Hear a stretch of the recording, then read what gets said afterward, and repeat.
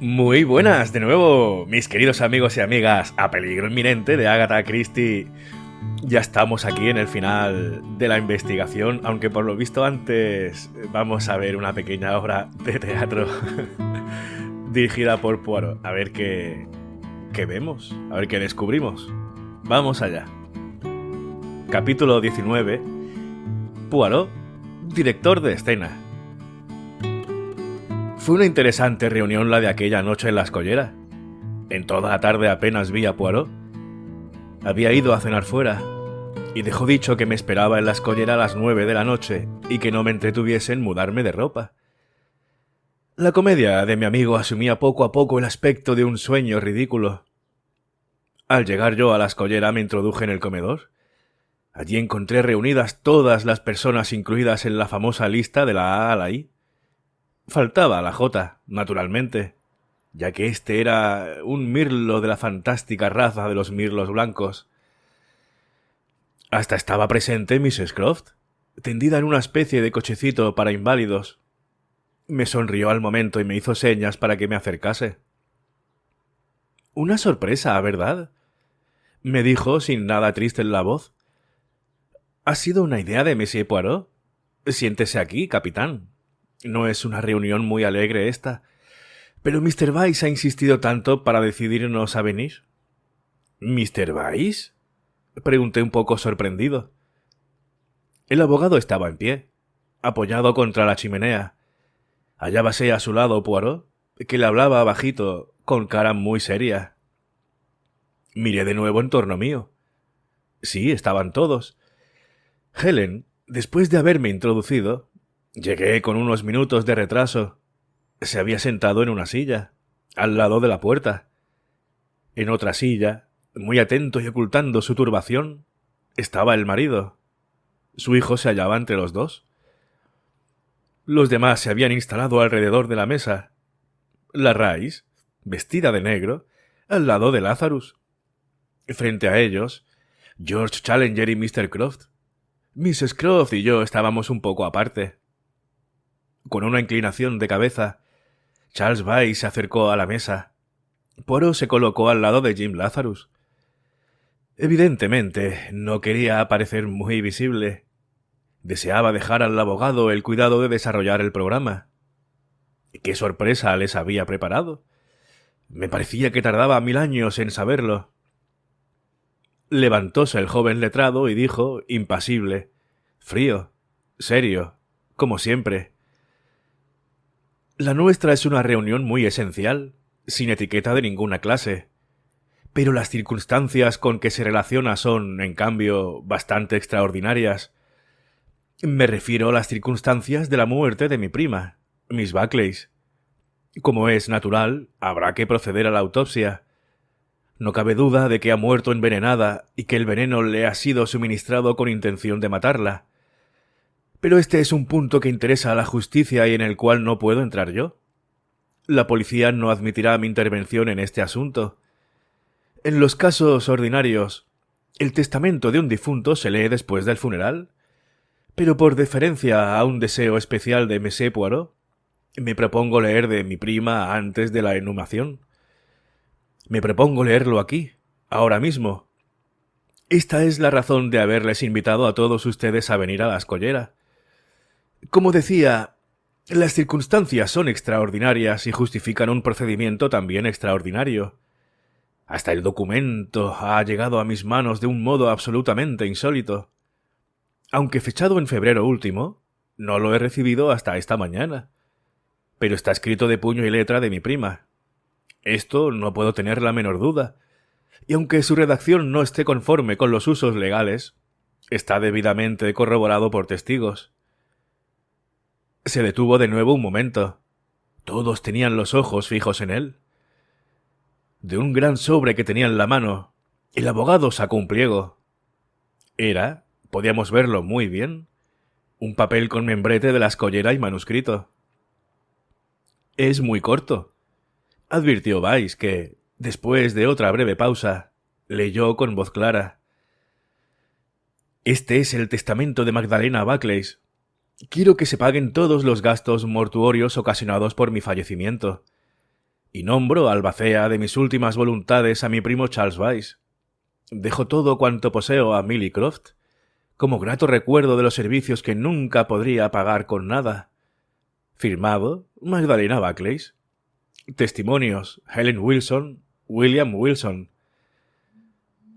Yo estaba completamente estupefacto y creía que todos los demás oyentes debían de experimentar el mismo sufrimiento.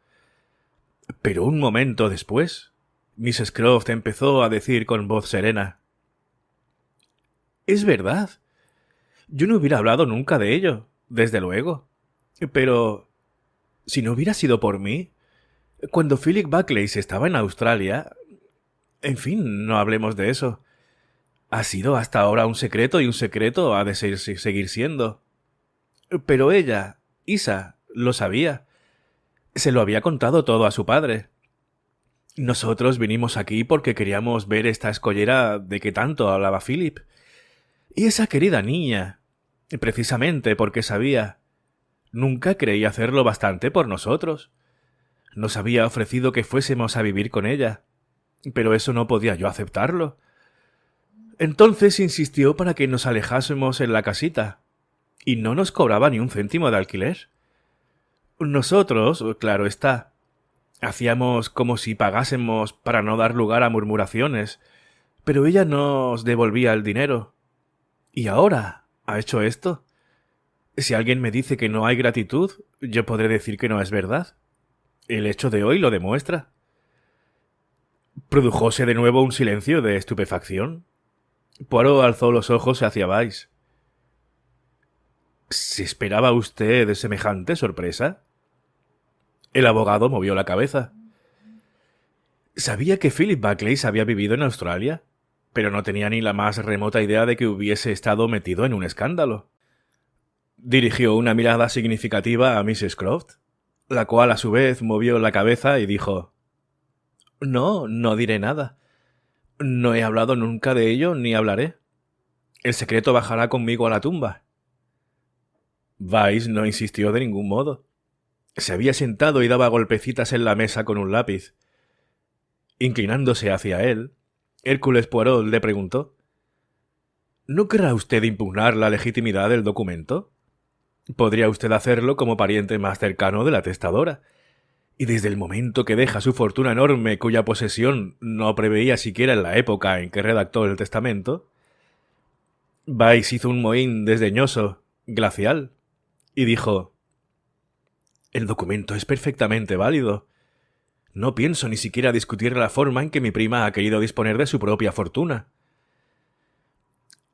«Es usted un hombre honrado de veras», dijo al momento Mrs. Croft, «y nada perderá con su honradez, yo se lo aseguro».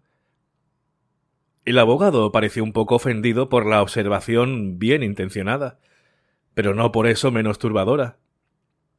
«Milly», exclamó Mr. Croft, sin conseguir disimular del todo su alegría. «¡Qué agradable sorpresa! ¿No me había dicho Isa lo que escribía?» «Dulcísima criatura querida», murmuró Mrs. Croft, llevándose el pañuelo a los ojos. «Quisiera que pudiese ver. Tal vez. ¿Quién sabe?» «Tal vez», repitió Poirot, haciendo casi eco a sus palabras. Luego, como si de pronto le viniese una inspiración, miró en torno suyo. «¡Una idea!», exclamó. «Aquí estamos todos alrededor de una mesa. ¿Y si tuviéramos una sesión espiritista?» «¿Una sesión?», preguntó escandalizada Mrs. Croft. «Pues haría falta...». «Sí, sí. Será un experimento interesantísimo. El amigo Hastings tiene muy buenas condiciones de medium». «¡Demontres! ¿Por qué me metería a mí en este lío?». «Es una oportunidad única para tener un mensaje del otro mundo. Siento que las condiciones son propicias. ¿No lo siente usted también, Hastings?». «Muy propicias», respondí pronto, como siempre, a secundarle en todo. «Bien», estaba seguro. «Pronto, las luces». Se puso en pie y apagó la luz en un momento. Había obrado con tal rapidez que ninguno hubiera tenido tiempo de protestar, aunque hubiese querido hacerlo. Además, creo que todos estaban atontados por el estupor que les había producido el testamento. La habitación quedó a oscuras. Como la noche era calurosa, estaban abiertas las ventanas.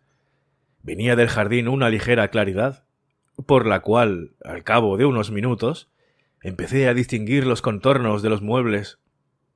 Me esforzaba por imaginar lo que hubiera podido hacer o decir, y mandaba al demonio a Poirot por haberme metido en semejante fregado. Sin embargo, cerré los ojos y me puse a soplar como un fuelle o como lo hacen los médiums en el ejercicio de sus funciones. Pasados unos minutos, Poirot caminaba de puntillas. Se acercó a mi silla, luego volvió a la suya y dijo: «Ya está. Pronto sucederá algo». Cuando se espera, sentado en la oscuridad, siempre se siente un gran temor. Noté que me ponía nervioso, y aún peor que yo debían de estar los demás, porque yo, al menos, tenía alguna idea de lo que iba a acontecer. Conocía el hecho esencial, construido por Poirot y desconocido de todos ellos.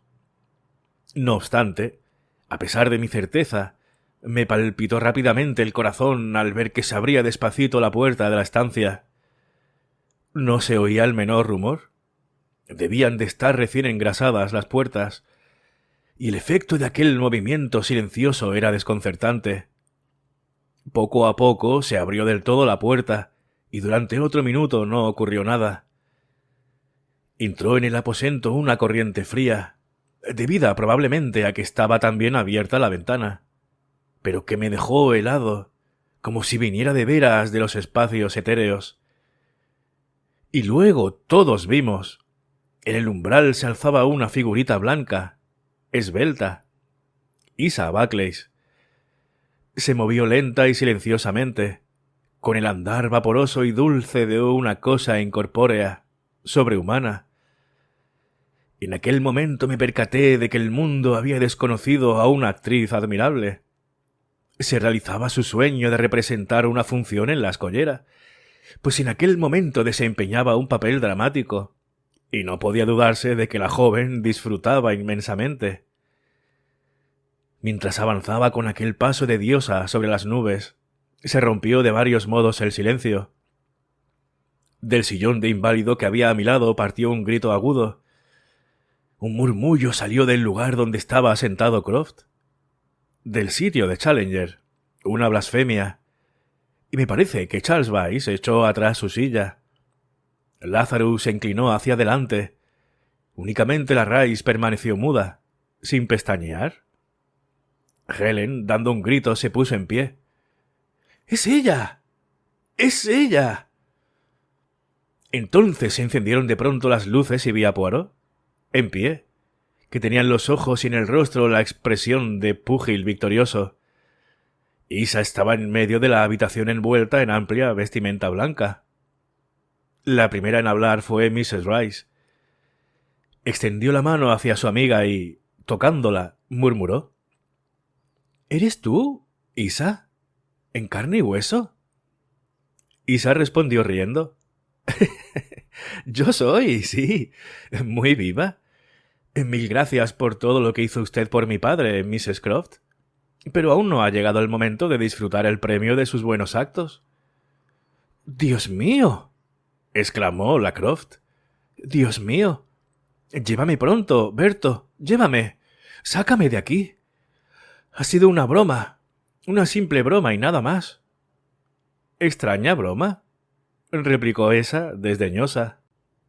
Entretanto, alguien había entrado a escondidas en el salón. Yo no había advertido su entrada. Con gran sorpresa mía reconocí en el recién llegado al amigo Japp.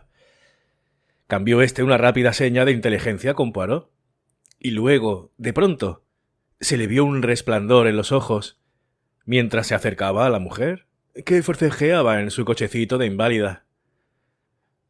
«Vaya, vaya, al fin nos volvemos a ver. Una antigua conocida. Millie Merton en persona. ¿Ha vuelto usted a sus martingalas de antes y de siempre?». Se volvió a los demás. y sin hacer caso de las protestas de Miss Scrooge, añadió: «Millie Merton es una falsificadora de gran mérito, la más valiente de todas cuantas han pasado por nuestras manos. Sabíamos del vuelco del automóvil, del que apenas tuvo tiempo de escaparse, pero ni siquiera una lesión en la espina dorsal ha podido apartarla de su arte, porque es una verdadera artista, la Millie, en su especialidad». «¿Cómo? ¿El testamento era falso?». El tono de aquella voz descubrió el profundo estupor de Vice. «Naturalmente», exclamó su prima. «¿Has creído tú auténtico ese testamento tan imbécil? En realidad, yo te dejaba a ti la escollera y todo lo demás a Frica». A todo esto se había acercado a la Rice y estaba a su lado cuando ocurrió el hecho. Vinieron de la ventana el fogonazo y el silbido de un disparo, seguidos al punto de otro disparo. Oyóse luego un gemido y la pesada caída de un cuerpo. Frica Rice se levantó de un salto. Un ligero chorrito de sangre le bajaba a lo largo del brazo. Capítulo 20. J. La escena había sido fulminante. Ninguno se percató de pronto de lo que lo era. Poirot fue el primero en reponerse y salió a todo correr, gritando. Detrás de él fue el comandante. Un momento después reaparecieron trayendo entre los dos el cuerpo inerte de un hombre, mientras le tendían con grandes cuidados en una ancha butaca de cuero. Vi el rostro que me arrancó de la boca estas palabras: «El hombre asomado a la ventana». En verdad, era el que había visto el día anterior a través de los cristales de nuestro saloncito. Le reconocí en el acto. Pero comprendí también en el acto que Poirot había tenido razón en tacharme de exagerado, al definirlo yo como un ser apenas humano. No es que fuese del todo injustificada mi primera impresión, pues era el rostro de un extraviado, de un ser distinto de la humanidad normal. Aquella faz blanca y depravada parecía una careta, un despojo abandonado de espíritu animador. En aquel momento lo rogaba un chorro de sangre. Frica se había levantado y estaba ya junto a la butaca, y Poirot se interpuso y dijo suavemente: «¿Está usted herida, señora? Un rasguño de bala no será nada». Y dicho esto, la Rice apartó gentilmente a Poirot y se inclinó mirando. El hombre abrió los ojos y balbuceó con una mueca feroz: «Esta vez te he alcanzado». Luego, mudando de acento y con voz gimiente temblorosa, añadió: «Frica, oh Frica, no quería matarte. No sé, Frica, Frica, siempre has sido tan buena». «No te preocupes». Se inclinó junto al moribundo. «No sé por qué. No quería». La lamentación quedó interrumpida y el hombre inclinó la cabeza contra el pecho. Frica miró a Poirot. «Sí, señora», dijo éste con una caricia en la voz. «Está muerto». La Rice se levantó y le contempló largo rato. Le puso una mano sobre la frente, con un movimiento que me pareció de piedad. Luego, con un suspiro, se volvió a todos nosotros, diciendo quedamente: «Era mi marido». Yo murmuré: «Jota». Y Poirot, que cogió al vuelo ese sonido, aprobó de pronto, añadiendo: «Siempre presentí que debía de haber un J. ¿No se lo dije desde un principio?» «Era mi marido», replicó la Rice con voz terriblemente fatigada. Cayó en la silla que le había acercado Lazarus. «Y ahora mismo voy detalladamente a contárselo a ustedes todo. Era un hombre totalmente depravado. Un morfinómano. Me había arrastrado al vicio. Luego intenté curarme cuando lo dejé, y supongo que hoy estoy ya casi curada. Pero ha sido difícil, muy difícil. Nadie puede comprender lo difícil que es. Nunca había conseguido librarme de él. De cuando en cuando se presentaba a pedirme dinero, intentando atemorizarme. Si le hubiese negado yo cuanto me pedía, se hubiera matado. Esa era su continua amenaza. Era un irresponsable. Estaba loco. Supongo que habrá sido él el asesino de Maggie Buckley. No porque lo desease, desde luego, sino porque la haya confundido conmigo. Tal vez hubiera debido yo decirlo, pero en medio de todo no estaba segura. Además, todos los casos extraños ocurridos a Isa me inducían a pensar que tal vez fuese otro el asesino. Puede haber sido otro. Hace 2 días vi unas palabras escritas sobre una mesa en el saloncito de Monsieur Poirot. Formaban parte de una carta que yo había roto. Entonces comprendí que Monsieur Poirot estaba sobre la pista, que en adelante era cuestión de días o de horas. Pero lo de los bombones envenenados, aquello no. No acierto a comprenderlo. Mi marido no pudo haber querido envenenar a Isa. No comprendo cómo pudo intervenir él en tan feo asunto. Lo he estudiado de 1000 modos y no consigo hallar la relación. Se tapó el rostro con las manos. Poco después las retiró y añadió con patética sencillez: «Ya lo he dicho todo». ¿Y qué queréis que os diga yo? Aquí hemos terminado la lectura. Ahora han sido 2 capítulos, eran muy cortos. Y lo dicho, ¿qué voy a decir? ¿Qué voy a decir? Esto me ha pillado totalmente por sorpresa. No creo que haya sido él el asesino, como aquí bien dice la mujer. Pero bueno, a ver, no sé, no tengo ni idea. Por lo visto está falsificado, así que uno de estos lo ha falsificado. Supongo que habrá sido... Bueno, no voy a decir nada. Pero bueno, eso. En el próximo capítulo estamos en la K, así se llama el título. Ya en 2 o 3 vídeos más terminamos ya el libro. En 2 o 3 vídeos más, ¿no? Sí, 2 o 3 lecturas. Bueno, pues nada, a ver cómo vamos siguiendo con la siguiente. Muchas gracias por todo y hasta luego.